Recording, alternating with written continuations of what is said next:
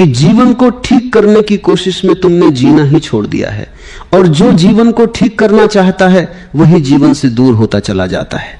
क्योंकि जीवन कोई समस्या नहीं है जिसे हल किया जाए, जीवन एक रहस्य है जिसे जिया जाए।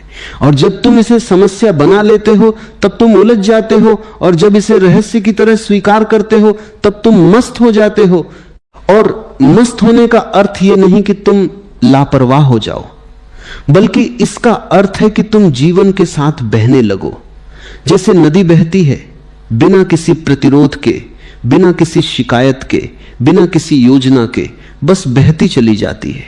और उसी बहाव में उसका सौंदर्य है, उसकी ताजगी है, उसकी जीवंतता है। मन हमेशा ठीक करना चाहता है, सुधारना चाहता है, बदलना चाहता है, क्योंकि मन को अधूरापन पसंद नहीं, उसे हर चीज पूरी चाहिए, निश्चित चाहिए, सुरक्षित चाहिए। लेकिन जीवन अनिश्चित है, और जो अनिश्चितता को स्वीकार कर लेता है वही शांति को पा लेता है, क्योंकि तब वह जीवन से लड़ना बंद कर देता है। और जैसे ही लड़ाई खत्म होती है, भीतर एक अजीब सी सहजता जन्म लेती है, जैसे कोई बोझ उतर गया हो, जैसे कोई भारी पत्थर जो वर्षों से सीने पर रखा था अचानक हट गया हो। और तब तुम्हें समझ में आता है कि समस्या जीवन में नहीं थी, समस्या तुम्हारी पकड़ में थी, तुम्हारी जिद में थी, तुम्हारी उस कोशिश में थी जिसमें तुम हर चीज को अपने हिसाब से चलाना चाहते थे।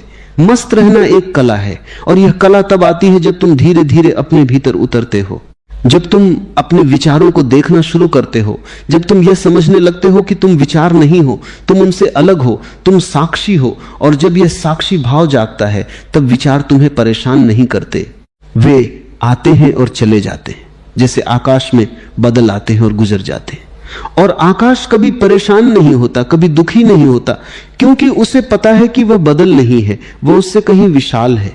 और उसी तरह जब तुम ये पहचान लेते हो कि तुम मन नहीं हो, तुम उससे कहीं अधिक गहरे हो, तब जीवन अपने आप हल्का हो जाता है। तुमने शायद ध्यान दिया होगा कि जितना तुम चीजों को पकड़ने की कोशिश करते हो वे उतनी ही फिसलती जाती हैं, और जितना तुम छोड़ देते हो वे अपने आप तुम्हारे पास आने लगती हैं। यह जीवन का एक अद्भुत नियम है, जिसे समझने के लिए तुम्हें बुद्धिमान होने की जरूरत नहीं, बल्कि सरल होने की जरूरत है। क्योंकि जटिलता मन की उपज है और सरलता चेतना का स्वभाव है। और जब तुम सरल हो जाते हो तब तुम मस्त हो जाते हो, क्योंकि तब तुम जीवन से उम्मीदें नहीं रखते, तुम उसे वैसे ही स्वीकार करते हो जैसा वह है। और उसी स्वीकार में एक गहरा आनंद छिपा है जो किसी कारण पर निर्भर नहीं है।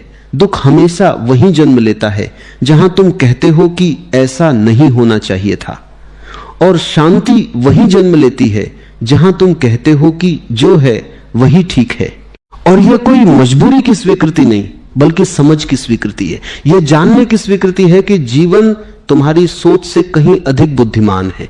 और जब तुम इस बुद्धिमत्ता पर भरोसा कर लेते हो तब तुम्हारे भीतर एक गहरी शांति उतरती है, और उसी शांति में मस्ती का जन्म होता है।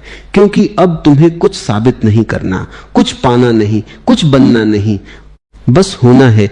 जीवन को अगर तुम गंभीरता से लोगे तो वह बोझ बन जाएगा, और अगर उसे खेल की तरह देखोगे तो वह उत्सव बन जाएगा। और यह तुम्हारे देखने का तरीका है जो सब कुछ बदल देता है। बाहर कुछ भी नहीं बदलता, वही लोग, वही परिस्थितियां, वही चुनौतियां, लेकिन तुम्हारा दृष्टिकोण बदल जाता है।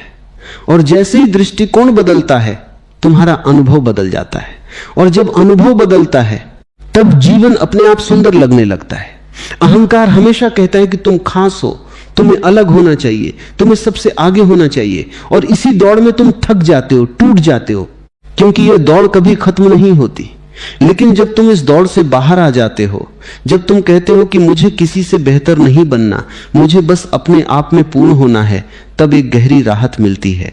और उसी राहत में मस्ती है, क्योंकि अब तुम तुलना नहीं कर रहे, अब तुम सिर्फ जी रहे हो।